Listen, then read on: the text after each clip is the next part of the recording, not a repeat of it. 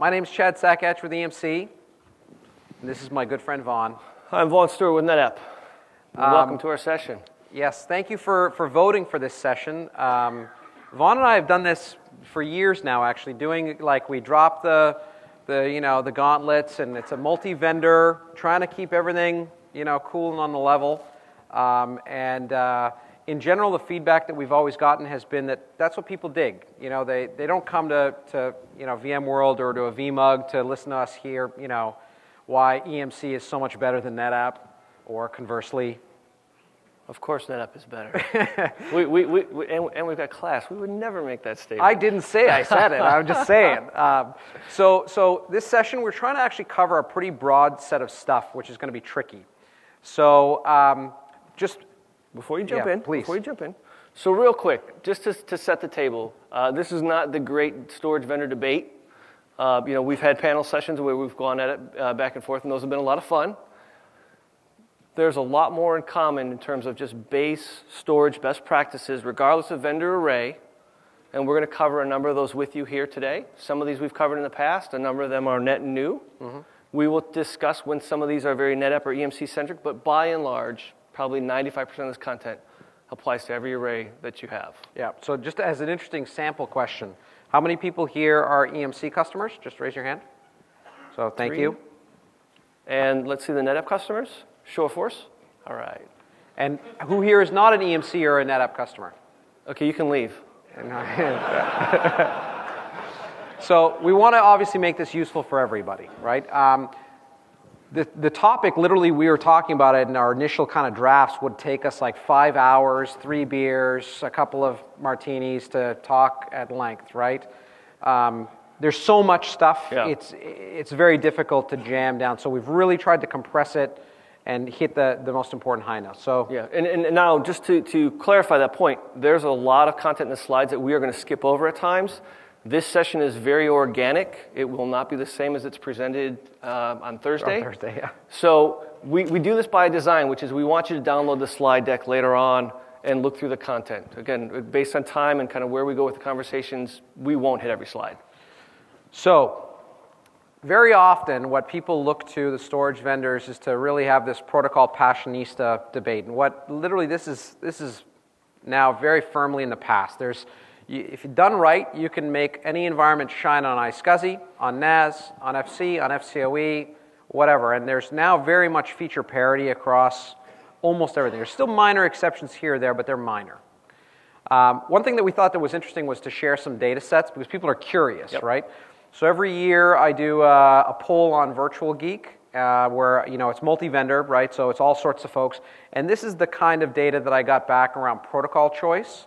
So you can see people are like all over the map, and they could answer more than one, right? So lots of customers using FC, lots of customers using iSCSI, lots of people using them in conjunction with NAS. Again, this is one sample. Here's another sample. Yep. So this data point comes from NetApp's auto support. This is basically the foam home capability of the array, and we have the means to be able to identify your type of VMware storage protocol. And so this is our protocol mix. You can see that where EMC has a wide range of protocols, as do we, where they gravitate a little bit more towards a block-based bias with their install base. We gravitate more to a file-based bias within our install base. Interesting data point is the larger the data set size within our customer base, the more the data really swings over into the favor of file-based. And again, probably more of an affinity of our customers and the type of relationship that we have with them. So there was one other study that was done recently by an analyst called Vaughn. Again, each one of these studies has like sample size X, yep. Blah, blah, blah, right? Again, the point on this is, frankly, if you're debating this, you're kind of wasting your time. Yeah. There's other more important issues to tackle than what's going to be the protocol choice. The guiding principle is pick what works for you, right? Pick the thing that you've got the most comfort with, the most experience with, the most knowledge about. That's likely to be the bigger factor in your success than technology unto itself. But one thing that is also universally true is that you do kind of get the best if you are willing to look at using both and not be a furious passionista about one versus the other. Yeah, you're going to find characteristics of each are going to enable you to be able to address the widest range of challenges that you may have in your infrastructure or requirements from your applications, application vendors, or third-party tools. Totally. So this agenda has a lot of stuff on it. So we wanted to put the protocol debate behind us and move on to these 6 general guidelines, some things to avoid when you're in trouble, how to know when you're in trouble, and you know, a little bit of a peek into the future. The first guideline that I think is the most important. Yeah, well, let's real quick. So by show of hands here, who has responsibility for managing storage? And then show of hands if you don't have a responsibility for storage. Oh, okay, wow, very storage-centric. The thing that's fascinating is in VMware environments, there are 2 things that can cause you to have a really, really bad day if you're responsible for the VMware infrastructure, which is the network and the storage, right? Those are things that can affect large swaths of your infrastructure all at once, and VMHA and other things will not save your bacon, right? So even if you're not responsible for storage, it's a good idea to leverage these key docs. Learn a little bit, right? And even if you're responsible for storage, understand that you can really help your cloud architects move their needle forward or accomplish their goals if you understand the depth and breadth of capabilities beyond just looking at an HCL list. Yeah. So the HCL is important. It's not sufficient. VMware has collapsed some of their documentation in the vSphere 5 release and then the 5.1 release. That stuff is like all up there now, and it's been simplified down, which is good. The thing that is also interesting is VMware tends to use a taxonomy with storage devices, which is sometimes a little bit different than your storage team may use, right? So when they talk about active-passive, they're talking about LUN ownership models. When they talk about uniform and non-uniform access, which we'll talk about in the stretch clustering session, those are words that don't mean something to the storage team because it means something to the VMware team. But the thing that I would say, is the highly recommended is our nice way of saying, just read it. Just read it. Yeah. Right. These are don't kill a tree. Read it on your iPad. Right. The other one is this partner documents. So, yes. So always extend beyond the VMware storage documentation to look at the specifics of your vendor. VMware goes to great lengths to ensure that they are covering the depth and breadth of all their partner technologies, but they don't have the cycles to get into the idiosyncrasies of each platform. Yep. And there's idiosyncrasies, differences between platforms within the same vendor, let alone across each vendor. And so you need to extend their capabilities and their documentation by looking at what your vendor does that's net unique. So, if you're a NetApp customer, you probably know TR7349 offhand. Or 3749. Or, the new one for C-Mode. If you're an EMC customer, those 3 documents are the key ones. And it is notable that the VMware documents kind of go on like a 6-month-ish kind of refresh cycle. The vendor docs typically go through a more, a slightly different refresh cycle, sometimes shorter, targeted around when there's major changes in the platforms, right? So again, if you're an EMC customer or a NetApp customer, these are the ones that, are the mandatory reading. If you're not, I'm sure that whatever vendor you have has some sort of, Bible tome on how to use their infrastructure with VMware. Yeah, so let me say this in a different manner. The VMware documents align to VMware release cycles, where your vendor documents have to align to the VMware release cycles as well as their platform release cycles. So they typically have a little, shorter cycle time. Now, the biggest single thing that I personally see causing customers have problems, I'm sure you see the same thing, are multipathing problems. There's lots of them. Lots of problems can happen. Firmware things. I was going to say the number one problem I see is customers not running our platforms. That's so true. And the second problem I see is multipathing. That's problems. right. Multipathing being configured right or wrong can mean a huge difference in your overall availability. So the thing is that multipathing is very different between block models and NAS models, right? So the block multipathing model in vSphere uses this NMP stack, the native multipathing stack. NMP is now pluggable and extensible, and so there's 3 modules in it. There's the PSP, which is the path selection plugin. There's the SATP, which is the storage array type plugin. And then there's NMP, which basically is the thing that is driving both of those 2 things. You can also have something called an MPP, which is a third-party multipathing plugin we'll talk about. All of this stuff, it's in my opinion, useful to know. We'll get to keep it simple principles, right? But basically the SATP is picked based on, and this is the block stack, based on the SCSI vendor ID response. So all arrays kind of go, they advertise who they are, and then the SATP picks the PSP and also defines the claim rule. So the claim rule is the thing that associates the PSP with the SATP with the vendor ID. And you can change those defaults if you want, but again, generally mucking with defaults is dangerous. Yeah, so just understand that SATP and PSPs aren't proprietary, outside of the fact that the SATP is what the storage vendor provides VMware as the recommended path selection. Right. So what's out of the box? There's a variety of SATPs, and there's a variety of PSPs. The three that are out there are fixed, MRU, and round robin, right? Historically, so it's very easily summarized, right?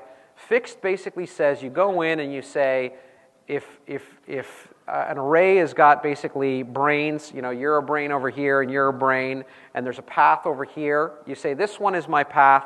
If I lose my connectivity to that brain, I'm going to go to this brain. But if that brain comes back to life, I'm going to go back to that path, right? Most recently used path basically says if I lose this one, I go over to this one and I stay there even if this one comes back to life. And round robin basically says I issue n number of IOs to this side, and then I switch to n number of IOs to this side. Pretty basic. The thing that is interesting is, a lot of people spend a lot of time mucking around and adjusting the number of outstanding IOs before a path change occurs. And people post data saying, hey, I tweaked this parameter and I got 5% more performance or 6%. And then all of a sudden that blog creates a wave of everybody starts changing these default parameters, right?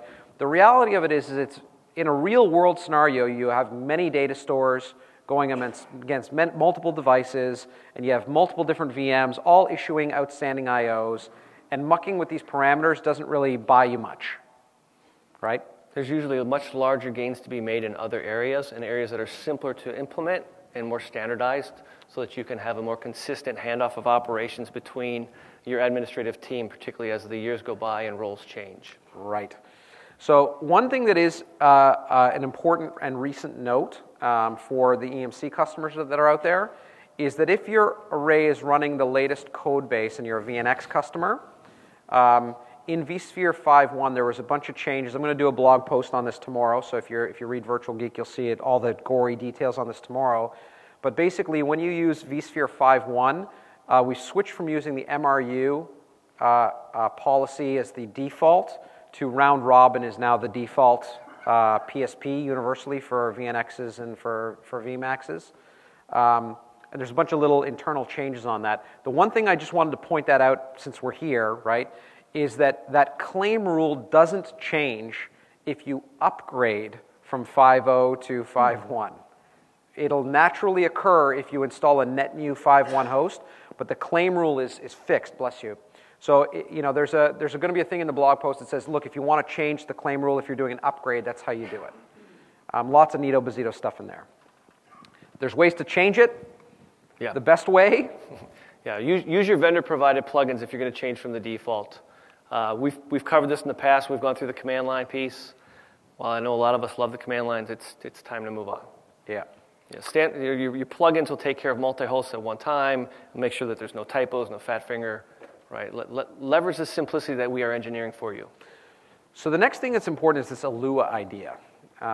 So the most common platforms, both for NetApp is in 7 mode, across the FAS family. For EMC, our most common platforms are mid-range platforms, kind of VNXs, right? And both of those, while we've got other things that we'll talk about in here, have this two-brain kind of model, right? And they grew up out of a legacy where devices were owned by one brain or another, right? ALUA, which stands for Asymmetric Logical Unit Access, an acronym you'll never need to remember ever again in your life, basically allows both brains to accept an I/O for a device, and it crosses the internal bus for traffic. One of them is optimized, one of them is non-optimized. I believe, actually, this ALUA behavior is the best practice for you guys for block devices. It's also the best practice for us. Now, the other thing that's important is that there's these different path states. And people are kind of confused about what this means because did anyone run into the all paths dead bug? What's that? Just last week, right? That's why you use NFS. That's why you should use both. So again, that's one of these things that there's pros and cons to both of these things, right? When you're using boot from SAN and all the paths go dead, what happens is sometimes the hostee and other services kind of get hung up and can cause all sorts of funky stuff. Now that was mostly in the 4.0 days. It's been fixed for the most part now, right? There's still some corner cases. But the thing that's important to understand is that there's a difference between a path being dead and being mostly dead, right? That's a good Princess Bride reference for... So basically, VMware introduced this new path state called a PDL, which is a persistent device loss. Just explained in very basic terms, a block storage device, no matter whose it is, has got something called a target and then a device, right? The target is like the storage brains, whatever your vendor may call it. The device is the LUN behind the brains, right? PDL means I can talk to the controller, but the controller is telling me the device is no longer there. Like you've unmasked it or moved it away. And that basically is supposed to mean like, hey, this has gone away and it's not transient. It's kind of permanent. This is important later on when we talk about VMHA behaviors and how that is affected by PDLs. Anything you want to add on this one? No. Keep going. Now, block multipathing has this idea of an end-to-end model, right? From initiator to target, right? And basically it establishes those paths before sending any IOs down the path. It's an end-to-end model. NAS is different. Yeah, so from a NAS perspective, and this is probably, I would say, either challenge 1 or challenge 1B in terms of those who have concerns around NAS is the lack of an elegant multipathing solution. Mm-hmm. What you have implemented in the vSphere product is NFS version 3, or a reduced set of functionality with NFS version 3, some basic I/O functionality. And to set up multipathing, while NAS gets a lot of credit for being a simple storage platform in terms of storage management, the networking is much more complex than SAN because there is no native multipathing in the data access client. So what you have to do is you have to set up a configuration in your networking that provides for you link aggregation as well as link failover policies. And this means from a storage admin perspective, you're now bringing in your network management team as well as having to configure some of your VM kernels on your hypervisors for path management and path failover. So it's a little bit more complex out of the box. The end result is you can have a very highly available NFS configuration, but you will have an active passive path configuration to each data store. You can you can use your vendor plugins, such as in the NetApp space, where we will round robin across the paths. The VNext plugin does the same thing. Yeah, so every time that we're doing some brute force load balancing just to leverage across the available bandwidth. But that's the limitations that we have to operate within because of the protocol. Now, NFS version 3 is a little bit dated, a little bit long in the tooth. And Chad can speak to this. We together ask to make our technology partners, be it VMware, whoever else it may be, Red Hat, Microsoft, to advance protocols. And I'm sure in time we will get there. But today this is active passive. But what I would say is, if you're concerned about the multipathing need, there are characteristics of NAS that abstract some of the details and some of the needs that you have, requirements for multipathing that you have with a LUN. Totally. Right, so you're dealing with file systems, not with LUNs. You're traditionally accessing larger pools of disks, so things like disk queues and of that nature, where you might need more granular management in your SAN multipathing, that tends to not exist in the NAS side. And again, not to be a blatant knock one way or the other, I'm saying if you're concerned because it's not as elegant, you shouldn't be concerned. But basically, done right, guys, the availability profile of a NAS deployment is as high as done right, the availability profile of a block deployment. The performance characteristics can also be the same on both sides, right? You just need to understand. Yep. NFS v3 using TCP means one TCP connection for data, one for control for every data store, right? And that fundamentally means no matter how you configure link aggregation, you're always going to be using a single link, which is totally cool, which is why both of us advocate go 10 gigabit Ethernet. Yeah. Again, so the host can go out multiple ports. Yep. But a data store connection is one path. Correct. So the other thing that's important to understand is Microsoft clustering, right? and how that applies to multipathing. It may seem like a weird thing to have in our multipathing section, but there's a reason, right? There's a whole slew of restrictions around Windows services for clustering and VMware, right? There's a great document. I haven't seen the 5.1 update, but I'm sure it's right around the corner, if not already up there, right? And the thing that's really important is that basically the only thing that's supported here is, in essence, a fiber channel config natively. And you're not allowed to use the round-robin plugin. Well, let's rephrase. Supported from a VMware perspective. Correct. Yep. So there's always this distinction of what's VMware supported, i.e. on the HCL, and there are always things that are what this other category is what's called vendor supported, right? That those air quotes doesn't mean bad. It just means you as the customer need to understand where you would stand if you call in a case, right? And who would be the party you should look to for primary support. Is this going to animate more Yes. So. Okay. There are, if you use some of the third-party plugins, they actually land then into the support matrix. So I'm not going to, detail it here, but if you use them, you can fall into a support model where you can use multipathing, and you can use some of these other protocols. Well, let's just jump on this real quick. So by third-party multipathing plugins, so you've got PowerPath VE. Mm-hmm. So if you're leveraging a protocol outside of Fibre Channel, with EMC, you will then call EMC for support.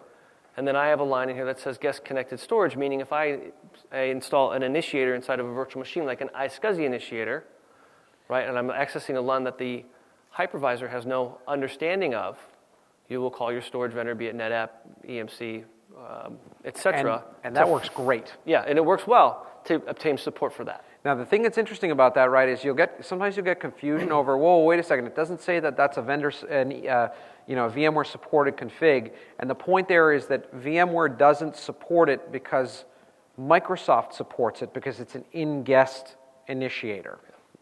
Does that make sense? So people, wisely, our general guidance is, look, stay in the HCL, keep your support boundaries simple, right? But sometimes people over-rotate on that a little bit and go like, whoa, it doesn't land exactly in the HCL, therefore, it won't work. Sometimes it won't work. Sometimes it means, who do I contact for support? That's an important distinction to understand. The other thing that's worth noting is in 5.1, the Microsoft support cluster stance is actually expanded on VMware side. So here we're talking about, native data stores presented up, and you're creating stuff inside there where up to 5-node clusters are now supported. So that can be a 4-node cluster if you're using shared quorum disks, or it can be a 5-node cluster if you're using the minority node set clusters, right? So this is expanding out. By the way, the iSCSI and NAS and FCOE restrictions isn't just a kind of, sort of, not. It's like sometimes the problem is that when you're using the shared quorum disks, SCSI commands aren't passed all the way through the stack. Right? So again, this is one of these ones where it's just important, download, read the slides. We're not going to auger into it because, man, oh man, you could talk about it for a long time. Any EqualLogic customers out there? So anyone here using the EqualLogic multipathing plugin? So feedback, dig it? Great, So each one of these leverage little things that are unique about various targets. So the Dell one leverages the fact that EqualLogic has got this multi-initiator model, right, around how it works. EMC PowerPath VE, again, we totally support the native round robin, so if you want to go that way, and like I said, it sets up that way by default in vSphere 5.1, so hey, hallelujah. Each one of these provides some sort of optimization, and you should check it out. Come to your own conclusion, right, about what you want to do and not do.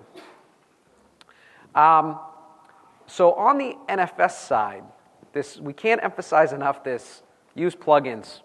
We should have reordered our slides. Yes. In retrospect. We can do that in the second session. You got it.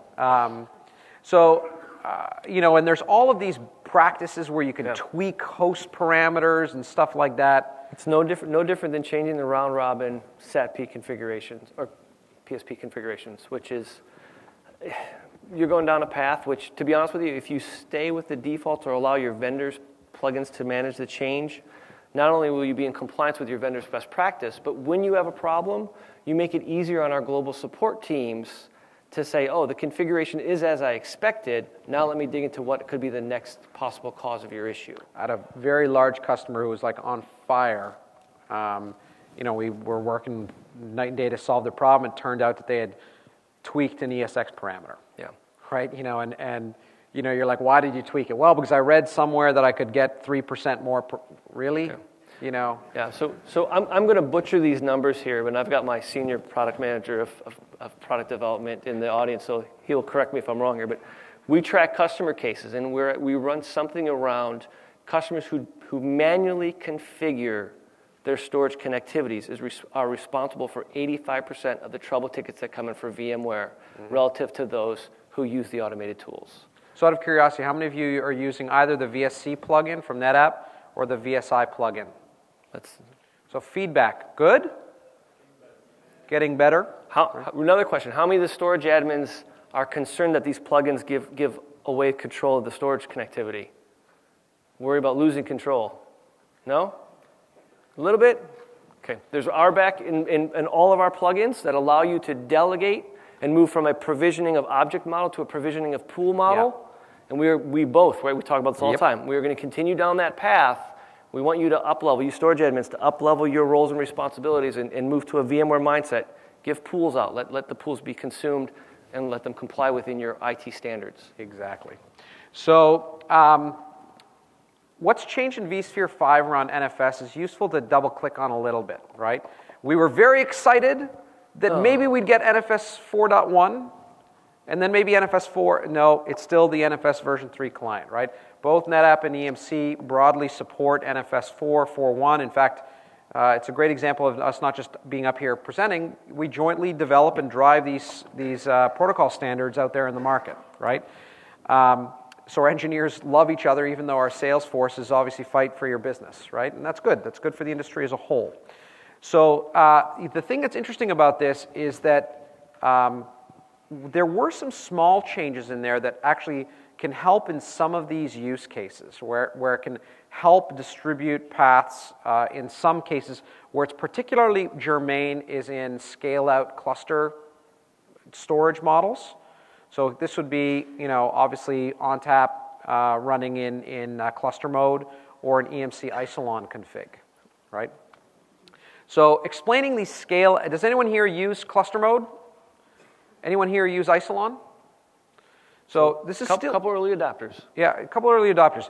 Both companies feel like this is a really important idea, and it's still early days. But over time, these scale-out NAS models have got a lot of just intrinsic benefits, right? And the multipathing, we don't want to spend a lot of time on this because it's just a few people today, right? The multipathing for NAS and for block storage models in these cluster modes is a little bit different. So what I'd encourage is, you know, download the docs, download the presentation, and you can always email us or reach us on Twitter if you want to ask more, right? Yeah, I think Chad said it right earlier in the presentation, which is there's times where the storage technologies are going to be so similar and overlap that we can speak to a broad set of them and the best practices. Scale-out technologies is an emerging market. Right. The implementations and the engineering designs are very different between EMC, NetApp, and the rest of the market. This is specifically an area where you need to look at your vendor stocks to make sure you are implementing the appropriate configuration. So we won't dwell on it because it's a small number, but you can see two of the recommendations there for cluster mode and for Isilon. One question I get all the time, I know you did too, is the jumbo frames. Should you, shouldn't you? Who here uses jumbo frames? Who doesn't? All right. All right. Let's have a fight. Yeah, it looks like we're in the minority. So jumbo frames, by the way, are now supported universally. They really kind of made good progress in vSphere 5 for iSCSI. Previously, that was kind of like this weird like stepchild. In 5.1, it's like right there in the GUI. It's pretty easy to configure. So should you or shouldn't you? This is one where people argue vehemently. This is our opinion. Our opinion is skip it, because what our engineering teams come back with is a diminishing return year in and year out over the gains provided by this technology. It's not that there aren't gains, but 50% gains 10 years ago became 20% gains 4 years ago, became 2% gains nowadays. And the thing that's interesting is the gains are offset by a class of customer case. The classic customer case is, oh my, the storage is gone. Well, what's your configuration? We're using iSCSI or NAS. Yeah. Did your networking team make any change? Yes. Yep. They updated the firmware on a switch. Did they flip back to the default?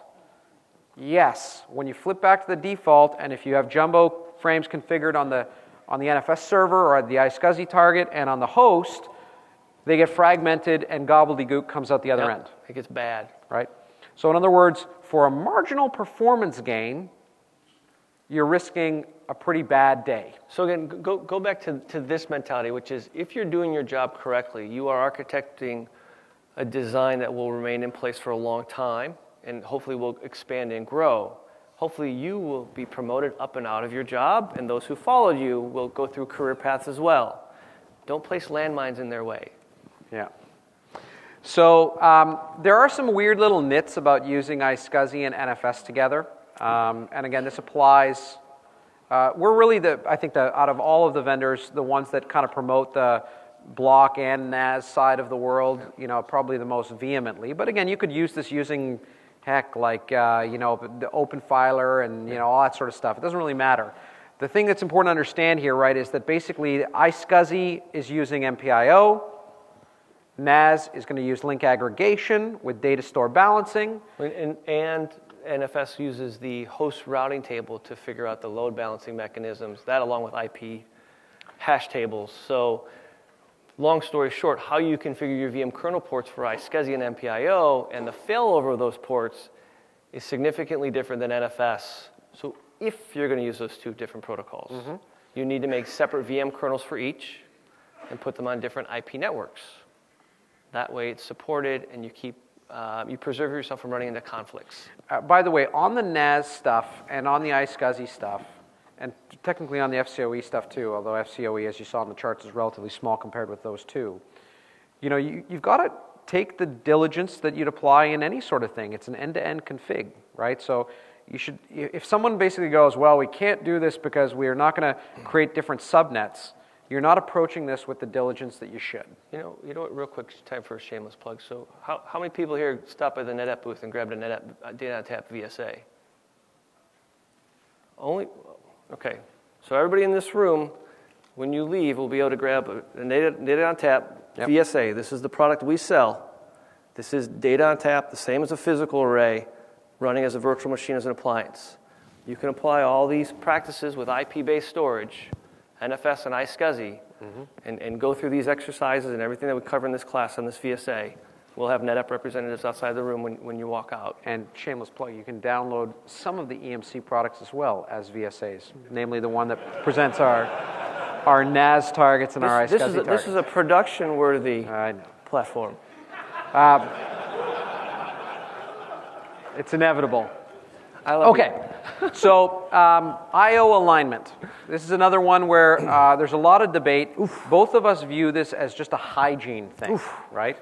So it's pretty clear. Alignment, and people don't entirely understand this. The way you should think about this is that every underlying storage array has got some internal constructs. They vary from vendor to vendor over exactly how they work, right? But don't worry about that. They have internal constructs that represent, some sort of like how data gets laid out on the underlying storage substrate, right? Yeah, think of it from a standpoint of that we as vendors take blocks that are physical on the disk and we put some form of abstraction in them so that we can serve them up as LUNs, right? That's kind of like virtualization of the storage layer, the first virtualization layer.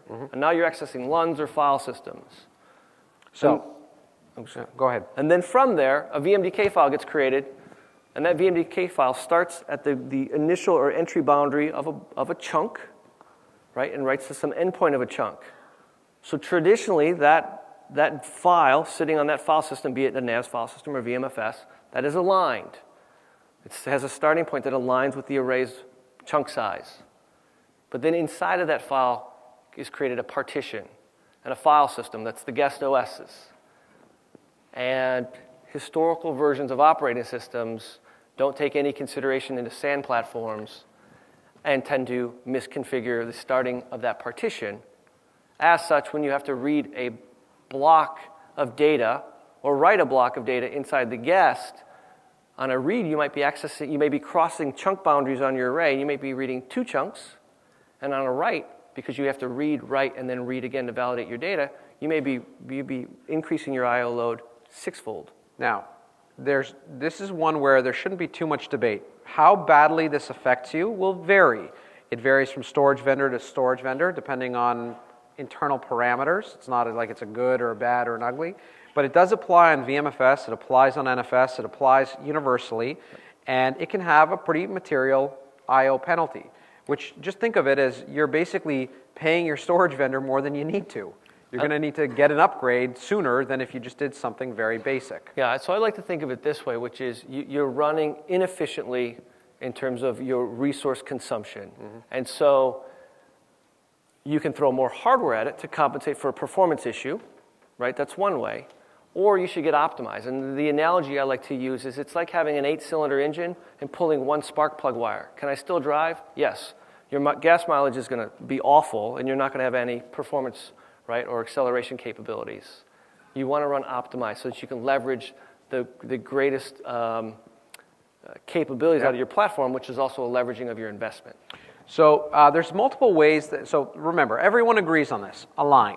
And the newer OSs, starting Windows 2000, Server 2008 and later, Vista, I barfed in my own mouth a little bit, but Windows 7 and later, and Windows 8, which is great. The Linux kernels still don't auto-align, which is kind of frustrating, right?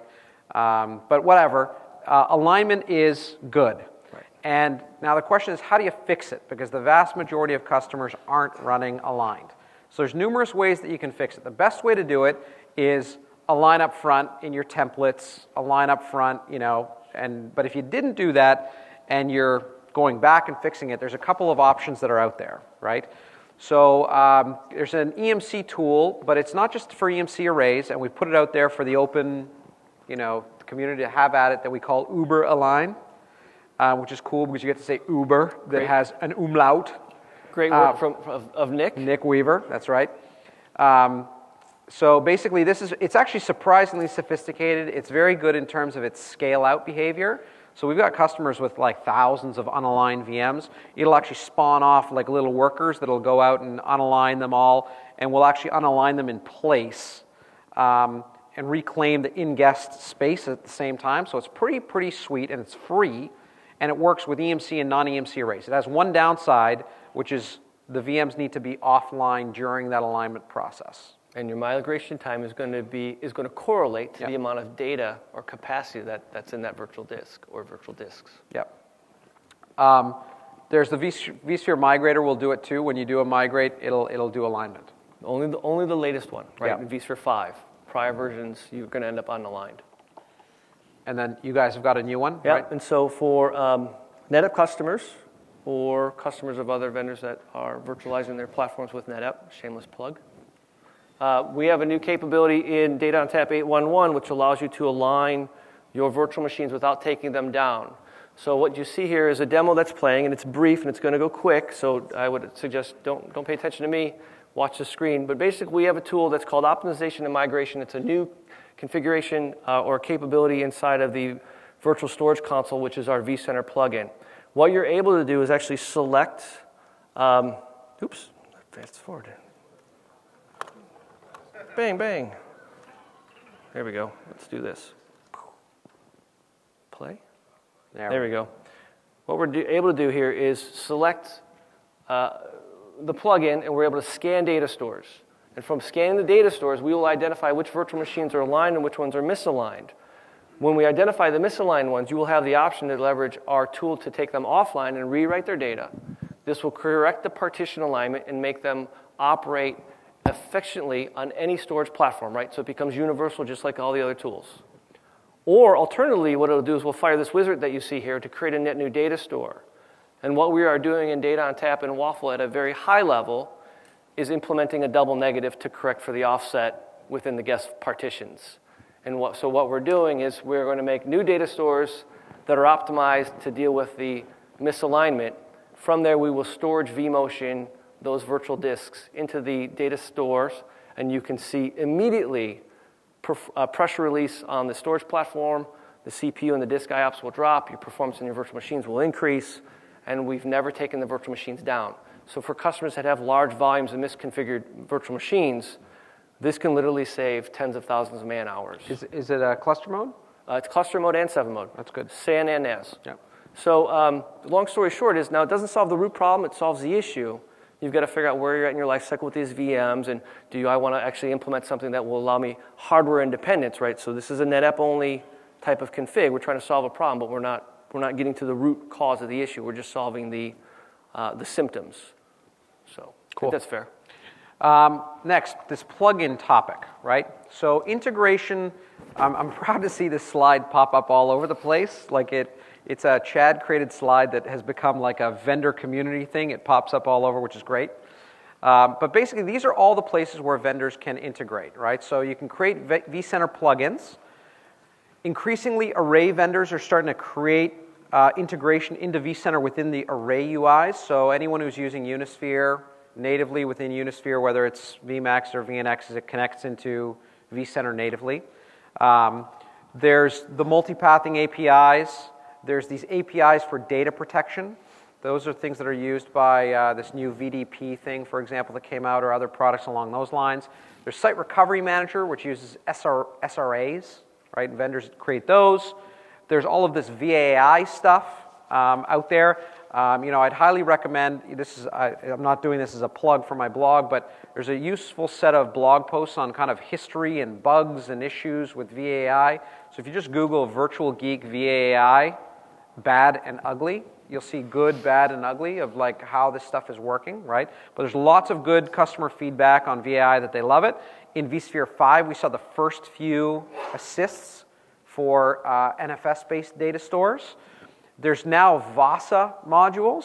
So VASA basically means that the array communicates its behaviors and characteristics up into vSphere. So it means that the VMware admin can see what are the underlying characteristics of the data stores, put them into a data store pool, data store cluster, and then use SDRS to move stuff around. It simplifies things. Again, it's this idea that we're all advocating of create pools, manage at a higher level of abstraction, right? Yeah. So two comments here is, while the vStorage APIs provide a framework for all the storage vendors to implement their capabilities, and I would say roughly 85% of all the capabilities are identical. Mm-hmm. Depending on your use case or your infrastructure, you may need to dig a little bit deeper just to find out what's unique in each vendor. Off the top of my head, some of the copy offload capabilities or the SRM capabilities are different from vendor to vendor. Second point is, it seems like we're starting to see a broadening of the vStorage APIs in terms of protocols. Chad referenced that the NFS had some capabilities that were released with vSphere 5. We're seeing, on the storage side in our planning, we're seeing a broader set of integration now on the SAN and NAS side. And I'm going to show you some of the cool new ones in 5.1. That's right. So, by the way, if you guys caught, Steve Harrod talked about something called vVols, or VM granular storage, in his session today. I'd highly encourage you to check out that session. I did a blog post on this last night, so you can search VM granular storage Virtual Geek. There's a big post that explains it in detail. They should have called it Lunapalooza. Yeah, it's a very, very cool idea. And by the way, VAI and VASA and all of these things are actually versioning us towards this target state of VM granular storage. So check it out, it's cool. But the list goes on, right? There's been changes in the VI client in 5.1. You guys have all seen this, right? The client is now this web client. New, different. So by the way, anyone who wrote a vCenter plugin has to rewrite it. Hey, we did that, There's all of these, new ways of extending the vCenter UI that's changed. There's stuff for anyone who is a VNX customer. There's changes in Inyo, which is the code name for the latest release. Like we embedded the VAI client, so it's nice, it's simpler and stuff like that. Was that your code name or their code name? It's our code name. What was it? Inyo. So we've got like Duran, Eagles, Genesis. I think we're on a much cooler code name. So by the way, for what it's worth, Inyo is the name of a mountain range. So it's a huge, giant mountain range. Right. Duran, Eagles, Genesis. Hey, listen, if we're going to do this game, our hardware platforms are named after the Transformers. So we've got like Megatron, Devastator, Yeah, I'm just saying. Our software platforms are named after beers. Anchor Steam, Full Sail, Gordon Beers. So other changes came in these plugins at the low level. I'll show you some of those new ones. There's been changes also in the block VAI stuff. So thin provision reclaim is in like this weird state where it's like was in, it got pulled out, it's kind of back in for certain things, but not everything. Yeah. The other thing that's interesting is the new target ground, right, are vCops connectors. Yes. Right? So people who make vCenter operations connectors for their platforms. So in vCenter, in the vCloud suite, in vCenter Operations 5.1, if you're a VNX customer, the connectors are built in. Right? So it's like, boom, it's right in there, and when you connect, it's got their own like icons, and it's not just very low-level logic, it actually does a lot of the analytics that goes like, how is this connected to this? If you're seeing this, SP utilization, it's likely connected to this other thing over here, right? So it's pretty cool. For the non-VNX arrays, right, you've got downloads available on the VMware site or on the EMC site? On the EMC, there's a bunch of ones that are downloadable for EMC. If you're a VMAX customer, Isilon, pretty well everything, right? But there's an important distinction to make, right? Like the vendor-provided ones that aren't in the vCenter operations are vendor-supported as opposed to VMware support, and they don't go through the same degree of qual and testing, right? So on the NetApp side, we distribute ours through the VMware website. So the NetApp model, data on tap, right? We've got one platform, regardless of the hardware, so you can download from the VMware. Same kernel with 8 cluster mode and 7 mode? Don't worry about that. Keep going. Yeah. All right. So the stuff that's changed in vSphere 5 on the block side, right? The data store thin provision reclaim is still out. That won't come back in by default until a future vSphere release. There's a new tool where you can go in VMKFS tools and actually do a reclaim of whatever percentage you'd like. I got to pause. I'm sorry. I'm still laughing. What? So just so everyone knows kind of where our relationship is, it was about 3 or 4 years ago. Chad calls me up. I'm driving home one day, and this is when I was on the East Coast, and he's on the East Coast in terms of the Eastern time zone. And he calls me, and I'm like sitting on my front porch talking, like get out of the car, and he's like, yeah, I just got my NetApp array, and I put cluster mode on it, and I'm booting it up, and he's like, it looks really different. Like, I want to start talking through the microkernel level. Like, what's going on here? This is a senior vice president now? Yeah. Senior vice president who's sitting there at the array trying to figure out what's going on the microkernel level because he's that engineering-centric. Oh, thanks, that was man. awesome. Thanks. I'm like, how can you do this stuff and not know it? I mean, whatever. Now, this VMKFS reclaim thing works really well. There's no reason not to use it. Both of us generally recommend, that you should be using thin as your de facto storage layer. Like, there's no reason not to. The thing that I will say is that in 5.1, there's a new sparse disk format that's used predominantly in View 5.1 use cases, where it'll actually issue space reclamation within guest down to storage, right? So neat stuff where, again, these are all about just trying to be more efficient, right? So let me show you what the new NFS plugins look like.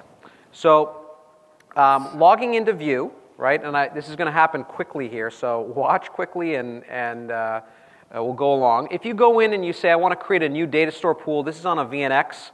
We're picking an NFS-based data store.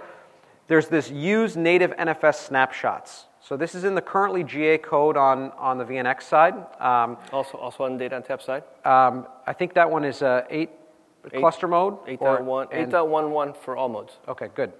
So in here, what's interesting is that as you go and you create base replicas and then linked clones off of it, right now this progress bar is creating the base replica for a View pool, right? And then notice how quickly all of the subsequent linked clones occur. They're very, very rapid because what they're doing is they're leveraging the idea that the arrays can do VM or really file level snapshots, right? And if you go and you take a look at the data store, you'll see, files that are basically like copies off of the base. Now, they're not actual copies. They're all snapshots of the file. If you go into VCD, vCloud Director, again, these are we recorded this using RC builds as opposed to GA builds. So you'll notice the UIs are slightly different in the GA builds, but it's the same approach. In here, what we're doing is we're creating a whack load of clones by just going through and deploying these images into a virtual data center, and the array is doing file-level snapshotting, right? So just this hardware accelerates, in essence, deploying VMs and allows you to actually be a lot more efficient at the storage layer. Yeah, so like this is the same type of capability that you may have had depending on your platform within VAI for the server-side provisioning piece. Right? We had to then extend the VAI capabilities up into the application space like View and VCD. So, right, this is the extension now of the depth of integration between the products with the storage vendors and VMware. I will tell you, I'm betting that I'm going to have to write a good, bad, and ugly on the NFS plugins, because just what we've learned is, you learn, they've been hardened, they've been tested, they've been qualled, all that jazz.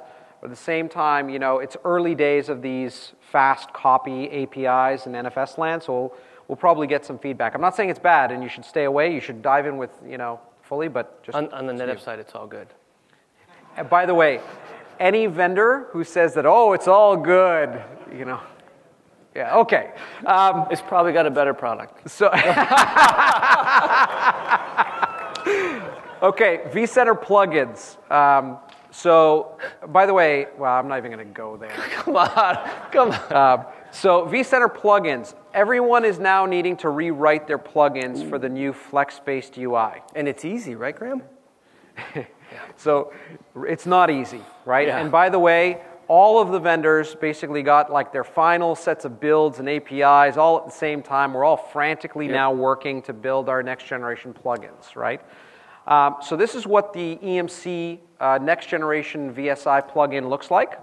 So when you go in and you take a look, and I'm not going to show this whole demo in the spirit of time, but basically when we're rewriting the plugins, it actually gives us an opportunity to actually make them better, right? So we're perpetually trying to make these things better and better and better, providing not only deeper functionality, but also to simplify. And one thing that's cool is that previously we kind of had to lump all the functions of a plugin all kind of in one place.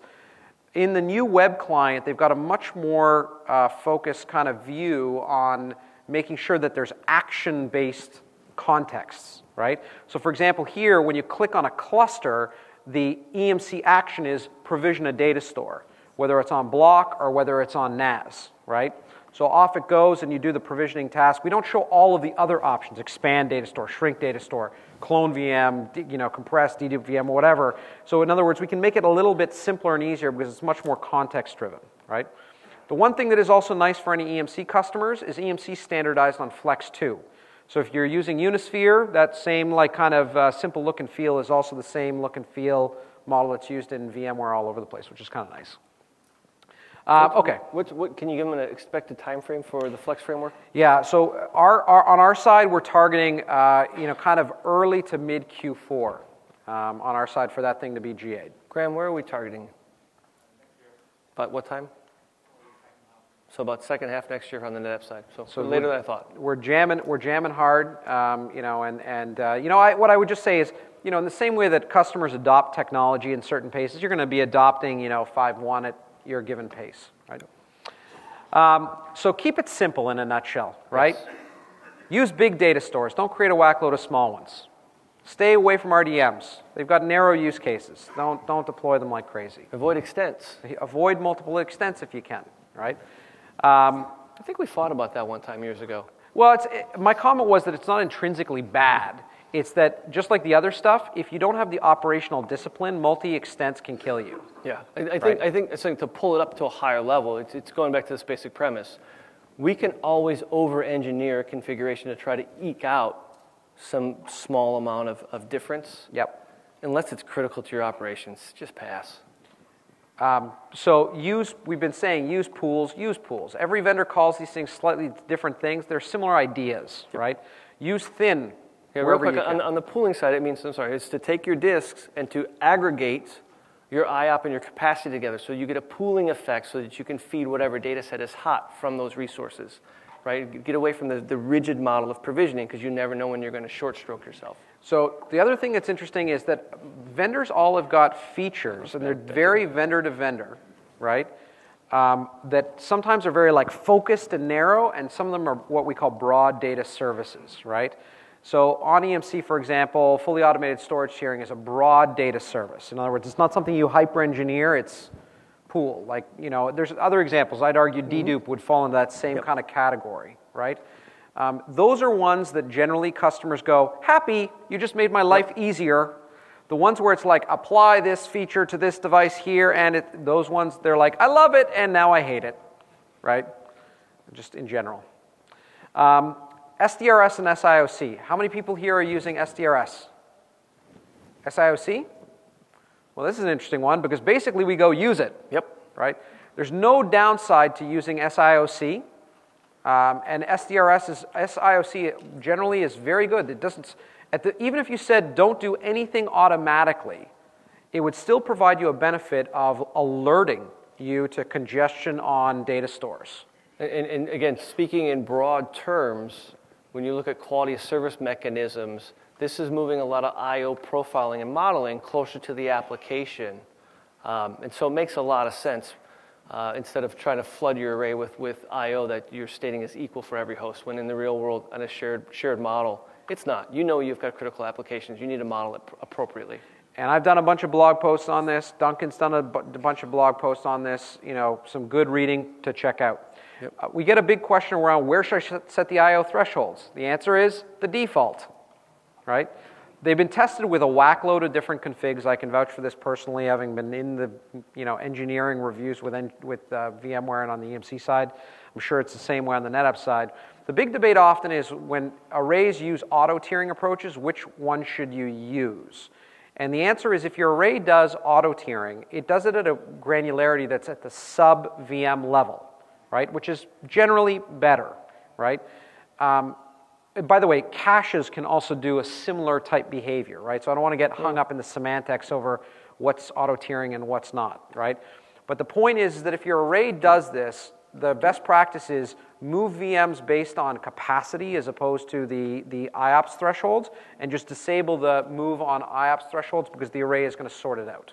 Well, real quick, I mean, we both have big investments in caching technologies, whether it's fast cache, whether it's virtual storage tiering, whether it's the host side-based cache, right? So the FlashXL on the NetApp side, and you have the VF cache. Right. So the concept of caching is so that you can accelerate your application workload for the majority of data sets and do it in a dynamic fashion, where tiering is typically a retroactive, a move after identifying something that's been hot type of model. So there are benefits to both use cases, and all of our array platforms have these capabilities. It's not an either or, it's an and. Yeah, but I just want to make sure that no one took away from this like, caching, doesn't mean anything. Caching's huge. So there's a good VMware support table on this. I'm not going to read it. You can see what it means. The one thing that it says in essence is that if you're using SDRS, there's going to be certain use cases where as it's doing more storage vMotions, there's going to be periods where that's going to place increased load on things like replication and other underlying approaches like that. If you're worried about it, which you shouldn't be, just put it on monitor as opposed to automated. For a while, check it out. Right? And then you decide what you want to do. Yeah, so real quick, so if you're doing array-based replication or storage savings technologies like deduplication or compression, right, shuffling the deck by moving virtual disks around is always going to have a downstream impact because you're going to move the logical object, the VMDK, to some other pool, and now it's got to be replicated or compressed again or deduplicated, et cetera, et cetera, et cetera. So, it's probably, I would assume, we haven't talked about this, my opinion, a better investment to look at scaling technologies, caching, tiering, et cetera, than to implement software-based shuffle the deck technologies. That's why we both basically say, look, if you're using these things, using SDRS to simplify your pools and initial placement based on balance is good. For the other stuff, put it on recommend, right? And it's still useful. And SIOC will be turned on, which means you'll get warnings of performance problems. There's no reason not to do it. Now, what to do when you're, by the way, one thing that's very, very interesting, we do not have time to cover it, is that's why in the future we're aiming towards this VM granular storage or vVol idea. The idea of basically using vMotion and initial placement between data stores is a clumsy construct that is based off of the origins of how the storage industry evolved. The future target state would be that placement, policy, all that stuff, there would be no data stores, not just in how they're presented, but actually no underlying data stores, and you'd have VM containers that would have policy that would move and follow them. All right, that's what that kind of idea is. Again, you can read my blog post on it if you want to do it. Some stuff just to get you out of a jam. You're having performance problems. What should you do? great blog post by a guy called Scott Drummond's that says, hey, start with ESX top, then use vSCSI stats, and how to troubleshoot the stack, right? Basically what they're saying is start with high-level things before you try to pinpoint the problem. Yeah, I also think there's tools that we both make, right, Yep. that look at the entire stack from the compute through the storage layer. So on command, ProSphere on our side. Yeah. Right? Not to do a sales pitch here, but what I would say is one of the common scenarios that I run into is the storage admins are having performance issues, and they're showing this workload or characteristics that are occurring on the array. And when you dig into root cause, it's higher up in the stack. It could be as simple as a partition on misalignment. It could be the under-configuration of memory in a virtual machine, so now you have excessive paging inside of the virtual machine, right, which has a downstream effect of disk IOPS. And IOPS are expensive. Capacity is cheap, right? Yeah. And so there's a number of configurations or misconfigurations that can actually net themselves as storage problems that you as a storage admin will be perplexed to find. One thing that's cool, it's in the current shipping version of VSI, is it integrates all these performance stats in a single pane. But again, both companies have got very rich tools that are separate tools that provide end-to-end views. I see all these device events in vSphere. This is usually caused by block multipathing stuff, where you've got trespasses and storms of devices that are, and this is usually because your multipathing isn't properly configured. So go back to your first principles, check. You'll see them show up in the VM logs as device extent errors. So just, make sure you're following the best practice on multipathing. That's the place to start. I'm running out of space. Well, this one is, hey, there's now very good reports in vCenter around how data store space is being used. You can set thresholds. Use that at the VMware layer. At the storage layer, maybe your storage array integrates with vCenter, maybe it doesn't, but it doesn't matter. You can see capacity in both places. And there's these rich tools above and beyond the native stack. On command, ProSphere are the examples. By the way, ProSphere is freely downloadable, so just go Google ProSphere, learn, play, try. It's a virtual appliance. You can go to town. Yeah, you could also consider implementing, depending on your vendor, technologies in the array stack or their tools that will auto-increase your capacity based on policies and rules. Mm-hmm. And so this is probably particularly of interest if you're going to leverage storage efficiency technologies where you're oversubscribing the storage. Yeah. There's nothing worse than receiving the cost benefits of storage oversubscription to find the storage go offline because you filled it up. Right. Space reclaim would apply here, so it's a good new thing in the toolbox to deal with a crisis, right? This one I hate. My storage team is giving me tiny devices. So how do I know? It's usually because the storage team is controlling provisioning. They go, this is how we've always provisioned devices, right? It means that your storage team is a little oldie-timey. And cloud is this new model that Vaughn and I are espousing, right? So, move to this model that we're telling you. Yeah. In an earlier session, someone asked, how do I deal with my networking admin who's, basically blocking me from doing all these cool new things? The best way to do it is break down the us and them mentality, right? Make a friend. Show them cool new stuff. Learn and listen from them. They've got stuff to teach you too. And at the end, you can go, look, every storage array, has got things that abstract storage. Get out of the 1990s, right? There's better ways to do this stuff. I don't know whether you'd want to add anything, but I was just going to say storage is no longer contained to the array. It's end-to-end from the hypervisor, or actually through the virtual machine, through the hypervisor, through the stack. And the settings along the entire path that if you don't get it correctly will cause you headache. If VAI isn't working, there's some simple stuff. You need to be in a Lua mode. There's all sorts of little things. But again, you guys can download the deck afterwards. We're going to post it both on your blog and on mine. Yep. Hey, NFS server reboots are causing hosts VMs to time out. Well, you know what? You didn't properly use plugins, and you've got some legacy settings in there. You guys got this issue? Not anymore. Okay, good. By the way, it's usually like legacy. People have got old versions NFS servers time out and take long times for reboot. They're generally under 30 seconds. The enterprise class arrays, there's no issues. Guys, thank you very much. I'm sorry that we ran a little over schedule, but